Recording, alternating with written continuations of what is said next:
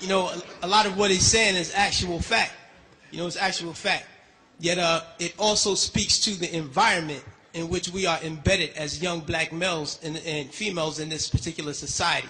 You know, hip-hop changing from positive to negative was not a consequence of history. It was not a circumstance of history. It was nothing that just happened on its own. It had nothing to do with the changing of the times. It had nothing to do with that. It had everything to do with the fact that there are people in this particular society who wants to see us exactly where we are. And we cannot let that point elude us. These are the facts. How do we know? 1967, Kerner Commission report on urban disorder. When black people said, yo, we're tired of this system. You know what I mean? This system is oppressing us. So we rebelled against the system. We burned things. We said, yo, we had enough. He did his little report on what caused these riots. He said, what caused these riots? He said it was young children who started these riots, and what was motivating them was a high self-esteem and an enhanced racial pride. He said the majority of the rioters were high school dropouts, but they had a higher political orientation than their peers who did not drop out. And they saw the system as their enemy, so they attacked it in the right circumstance. So, fast forward to 1992. Same thing. #1 record on the radio, we had Fight the Power. Fight the Power is on the radio. Rodney King gets beaten before the world. The black youth rebelled against the system. Again, they did it again. And why? What primed them? Positive hip-hop. Primed them. Fight the Power. X-Clan.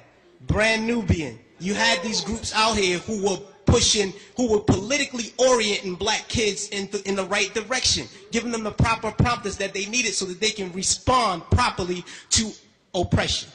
All right? In 1967, when the riots happened, he saw that the self-esteem and the racial pride was fueling this. So he said, how do I bring that down so that they will not riot? And what he did, he flooded the airways with black exploitation movies.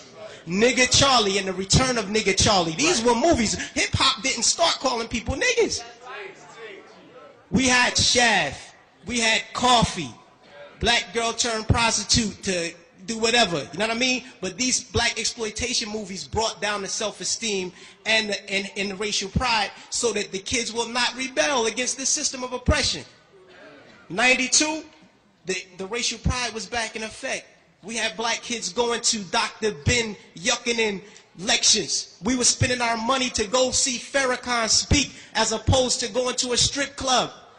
This is where we were. The most coveted article of clothing was a historically black college or university sweater. We were motivating children towards positive attitudes and lifestyles. And when Rodney King got the beating, heads responded properly.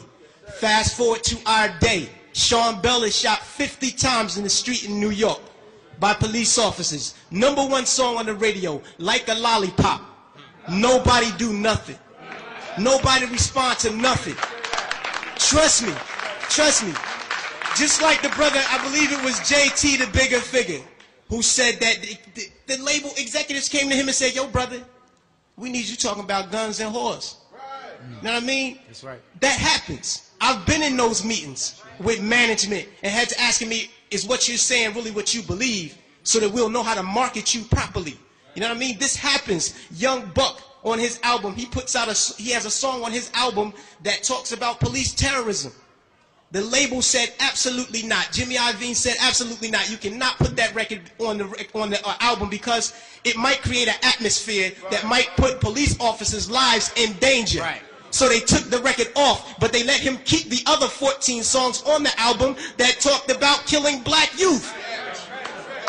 So this is what we're dealing with. We're not dealing with a circumstance or consequence of history. You know what I mean? The environment that we're embedded in puts us in a situation where we feel we have to maneuver and play the game and water our message down. You know what I mean? But no, what happened was they intentionally shifted the paradigm to get us exactly where we are right now.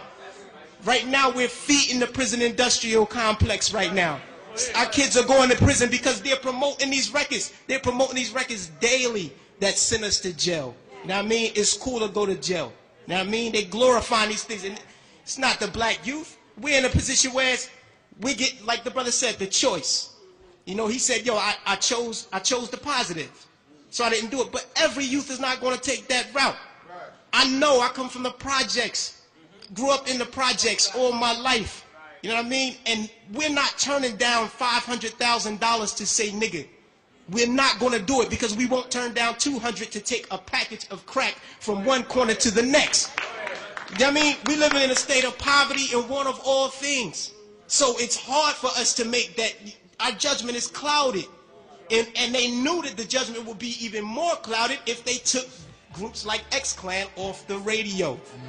This is just what it is. And until we start to deal with the environment that's shaping the behavior, we'll never get to the next level.